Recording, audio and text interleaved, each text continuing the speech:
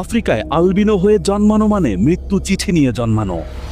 আমাদের বিভিন্ন অঙ্গ প্রত্যঙ্গ যেমন হাত, পা, হার্ট, কলিজা কেটে নেওয়ার জন্য আমাদের মেরে ফেলা হয়। এমনকি আমরা মারা গেলে কবর থেকেও চুরি করা হয়। হ্যাঁ, ঠিকই শুনেছেন। তাদের শরীরে নাকি একদম স্পেশাল কিছু রয়েছে, যা দিয়ে মিলিয়ন ডলারের ব্যবসা বাণিজ্য হয়। তারা মেয়েটির হাত কেটে শরীর ফেলে রেখে চলে যায়।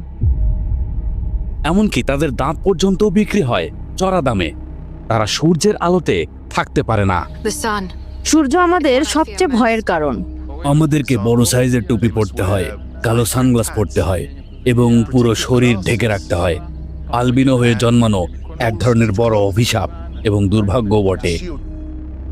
এই লোকটি তাদের অর্গান চোরা কারবারের সাথে যুক্ত। তাকে এ সম্বন্ধে কিছু প্রশ্ন করা হয়েছিল, আর তার উত্তরগুলো ছিল শকিং। আমাকে 40 মিলিয়ন মালাউই টাকা অফার করা হয়েছিল।